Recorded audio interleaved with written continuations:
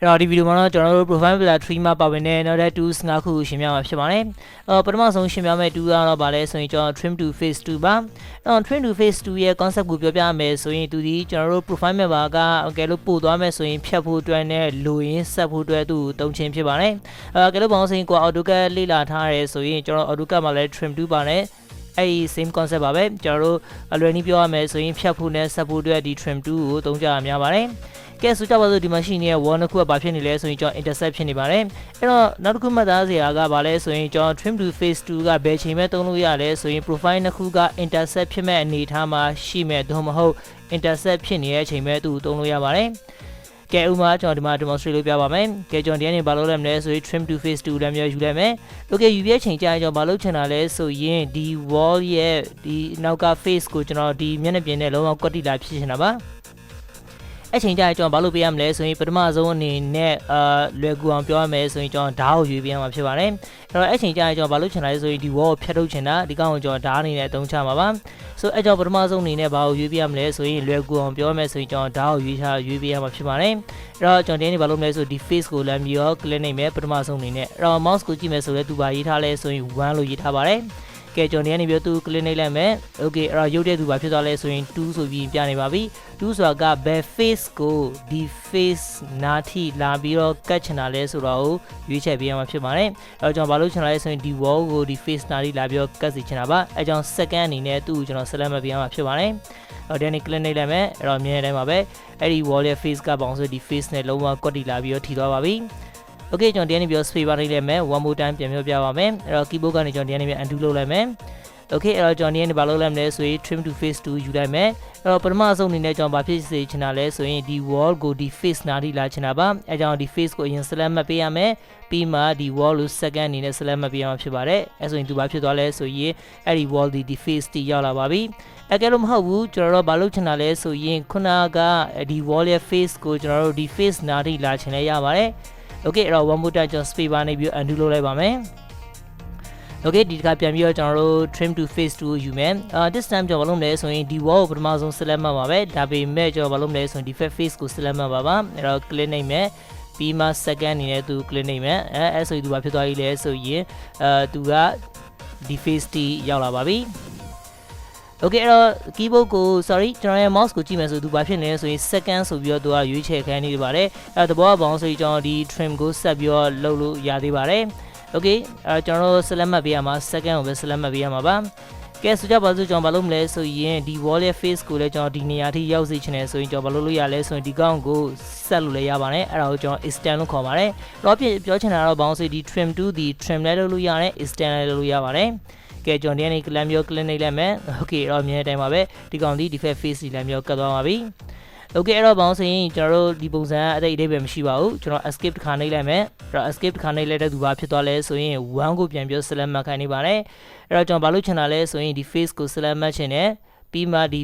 wall ရဲ့ face နှစ်ခုဒီနေရာထိကတ်ချင်တယ်အဲ့တော့ဒီမှာ click ချန်နှိပ်မယ်ပြီးတော့ဒီမှာ click ချန်နှိပ်မယ်အဲ့ဆိုရင်သူကကွက်တီဖြစ်သွားပါပြီOkay one more time escape နှိပ်မယ်ကဲဆိုကြပါစို့ကျွန်တော်ဒီ wall နှစ်ခုရဲ့ face ကိုဒီ wall ရဲ့ face နဲ့လာပြီးထိချင်တယ်ဆိုကြပါစို့အဲ့ဆိုရင်ကျွန်တော်တို့ဒီ wall ရဲ့ face ကိုပထမ select မှတ်မှာဖြစ်ပါတယ် Okay ပြီးမှပေါင်းဆိုရင်ဒီ wall နှစ်ခုဆက်ပြီး select မှတ်မယ်ပြီးတော့ click နှိပ်မယ်အဲ့ဆိုရင်အဲ့ wall ရဲ့ face တွေကဒီဘက်ထိရောက်သွားမှာဖြစ်ပါတယ် Okay ကျွန်တော်ဒီကနေဘာလုပ်လိုက်မလဲဆိုတော့ escape တစ်ခါနှိပ်လိုက်မယ်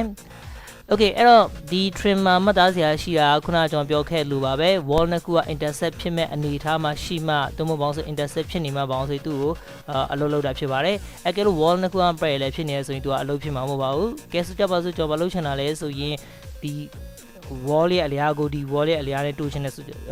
ုကြပါစို့အဲ့ဆိုရင်ကျွန်တော်သူ့ select မှတ်မယ်ပြီးတော့သူ့ select မှတ်လိုက်မယ်အဲ့တော့ကျွန်တော် click နှိပ်တဲ့ဟာနှစ်ခုလုံးဒီသူက parallel ဖြစ်နေပါတယ်အမျိုး parallel ဖြစ်နေရင်သူမရပါဘူးကဲကျွန်တော်ဒီနေ့ပြော okay လည်းမျိုးနှိပ်လိုက်မယ်သူလည်းဗာရေးထားလဲဆိုရင် cannot trim လို့ရေးထားပါတယ်ကဲတော့ဆက်ပြီးတော့ကျွန်တော်ဘာလုပ်မလဲဆိုရင် escape နောက်တစ်ခေါက်နှိပ်လိုက်မယ်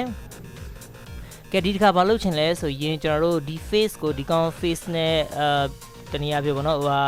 ာအလျားတူအောင်ထားချင်တယ်တနည်းအားဖြင့်ပယ်လေးဖြစ်အောင်ထားချင်တယ်ဆိုကြပါစို့ကဲဒီတစ်ခါဘာလုပ်မလဲဆိုရင်ကျွန်တော်ဒီ face ကိုပထမဆုံး click နှိပ်လိုက်မယ် sorry ပြန်ပြီးယူအောင်ဒီမှာ trim to face 2ယူမယ်ကျွန်တော်ဒီဘက် face ကို click နှိပ်လိုက်မယ်ချက်ပြီးတော့2ကိုသူ့နှိပ်လိုက်မယ်and ချက်အဲ့တော့ဘာဖြစ်သွားပြီဟုတ်ဆိုရင်ဒီ face တစ်ခုပေါင်းဆိုရင်တဒန်းနဲ့ဖြစ်သွားပါပြီအပုံစံလည်းသူ့သုံးလို့ရပါတယ်ကဲကျွန်တော် one more time ပြန်ပြောပြမယ်ကဲဒီတစ်ခါဘာလုပ်မလဲဆိုရင် trim to face ကိုယူမယ်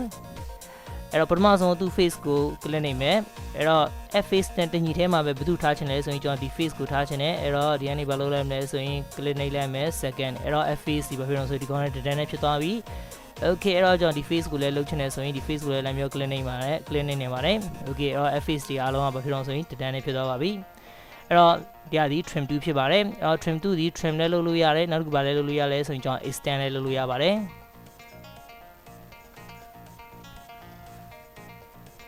အကယ်လို့နားမလည်ရရှိရင်ကျွန်တော်ဆက်လက်ပြောအောင်မေးလို့ရပါတယ်ကဲ one more time နောက်ဆုံးအနေနဲ့တစ်ခေါက်လောက်ပြန်ပြောလုပ်ပြလိုက်ပါမယ်ကဲကျွန်တော်ဒီကနေဘာလုပ်လဲမလဲဆိုရင် trim to face 2ယူမယ်အဲ့တော့ကျွန်တော်သူ့ဘာလုပ်မလဲဆိုရင်ဒီ face t ကိုဘယ် face လာစီချင်တာလဲဆိုရင်ဒီ face လာစီချင်တယ်ဆိုသူ click နှိပ်လိုက်မယ်အဲ့ဆိုရင် face ကဘာဖြစ်သွားလဲဆိုရင်ရှီတွက်သွားမှာဖြစ်ပါတယ်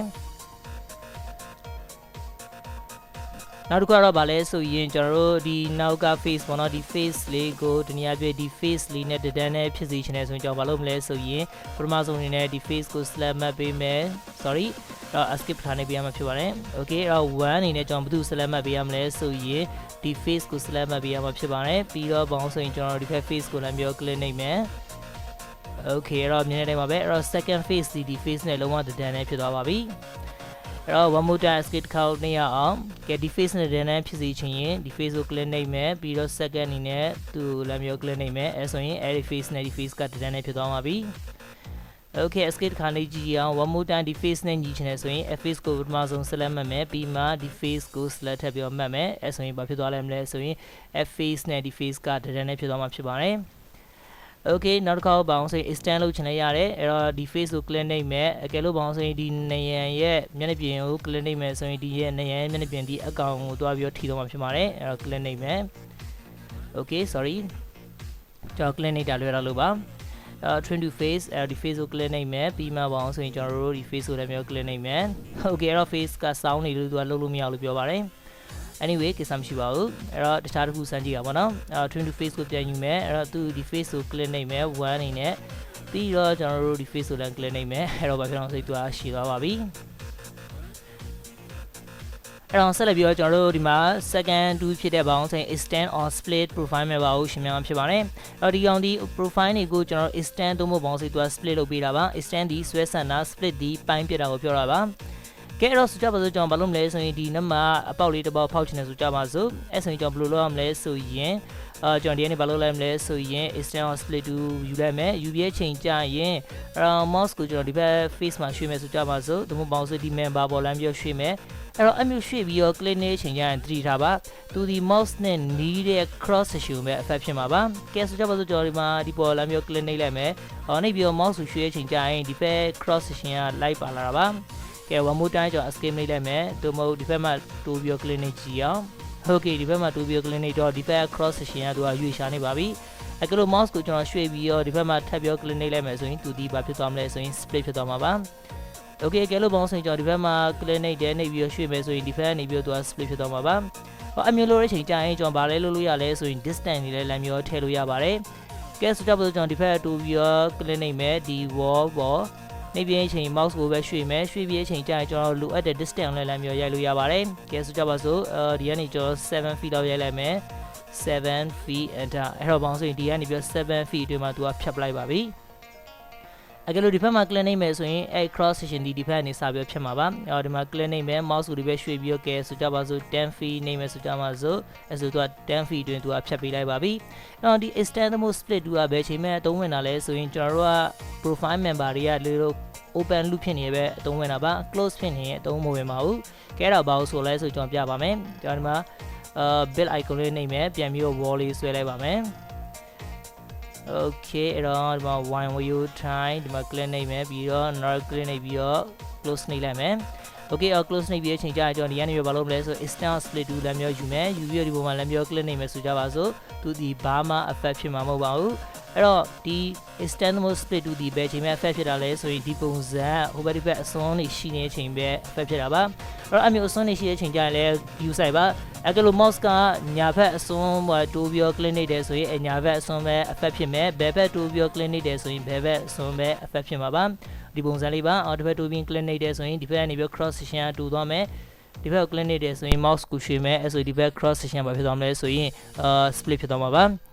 အဲ့တော့ဒါဒီ split ပါအဲ့တော့ဗာလဲလုပ်လို့ရသေးလဲဆိုရင်ကျွန်တော် extend လဲလုပ်လို့ရပါတယ်ကဲကျွန်တော်ဒီပေါ်မှာပဲထပ်ပြီး click နေမယ်mouse ကိုဒီဘက်ဆွဲပြီး click နေမယ်ဆိုရင်သူဘာဖြစ်သွားမလဲဆိုရင် extend ဖြစ်သွားမှာပါကဲ one more time click နေမယ် mouse ကိုရွှေ့ပြီးကျွန်တော် distance လိုက်ရိုက်လို့ရပါတယ်ကဲ5 feet ဆိုကြပါစို့ enter အဲ့ဆိုသူဘာဖြစ်လာလဲဆိုရင်5 feet ရှည်သွားပါပြီသူ click နေမယ်ပြီးတော့ mouse ကိုဒီဘက်ရွှေ့မယ်ရွှေ့ပြီးချိန်ကြာရင်ဥမာကျွန်တော်တို့10 feet ရမယ်ဆိုကြမှာစို့အဲ့ဆိုသူဘယ်လောက်ဖြစ်သွားရလဲဆိုရင်10 feet ရှည်ထွက်လာပါပြီဒါဒီပေါင်းစကျွန်တော် extend and split ကိုပြောပြထားတာပါအဲ့တော့ split 2မှာနဲ့ထူးခြားတဲ့ဟာတစ်ခုလည်းရှိပါတယ်ကဲအဲ့ဒါဘာလဲဆိုရင်ကဲဆိုကြပါစို့ကျွန်တော်ဒီကနေပြီးတော့ mouse ကိုရွှေ့မယ်ရွှေ့ပြီးချိန်ကြာရင်ဒီမှာ click နှိပ်လိုက်မယ်ပြီးတော့ mouse ကိုရွှေ့ပြီးတော့ click မနှိပ်ခင်ကျွန်တော်တို့ control ဖိပြီး click နှိပ်မယ်ဆိုကြပါစို့အဲ့ဆိုသူကဒီဘက်အပိုင်းကိုသူကမဖြတ်ထုတ်လိုက်ပါဘူးနှစ်ပိုင်းပဲသူကပိုင်းပေးလိုက်တာပါအချိန်ကြရပါအောင်ဆိုဒီ profile member ဒီကောင်တီးတန်းတစ်ခုဖြစ်သွားပြီဒီကောင်တီးတန်းတစ်ခုဖြစ်သွားပါပြီကဲဒီမှာအပေါက်လေးဖောက်ချင်တယ်ဆိုရင်လည်းရသေးတယ်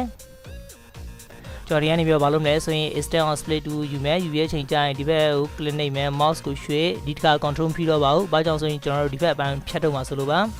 click အဲ့တော့ control မနှိပ်ဘူးဆိုရင်သူဒီဘက်အပိုင်းသူကဖြတ်ထုတ်လိုက်မှာပါကဲ one more time ပြန်ပြောပြမယ်ဒီဘက်ကို click နှိပ်မယ် mouse ကိုရွှေ့ပြီးတော့နောက်တစ်ခေါက် click နှိပ်မယ်အချိန် control ဖိရမှာဖြစ်ပါတယ်အချိန်ကျရင် तू ကနှစ်ပိုင်းပိုင်းပေးမှာပါဒီဘက်ပိုင်းကို तू ကဖြတ်ပြင်မှာမဟုတ်ပါဘူးကဲလို့ပေါင်းဆိုရင် mouse ကိုဒီဘက်ရွှေ့ပြီးတော့ click နှိပ်မယ်ဒီဘက်တိုးပြီးတော့ control မဖိဘဲနဲ့ click နှိပ်မယ်ဆိုရင် तू ကဖြတ်ပြင်မှာဖြစ်ပါတယ် okay ဒါဒီပေါင်းဆိုကျွန်တော် control ဖိတာနဲ့မဖိတာရဲ့ကွာခြားချက်ဖြစ်ပါတယ်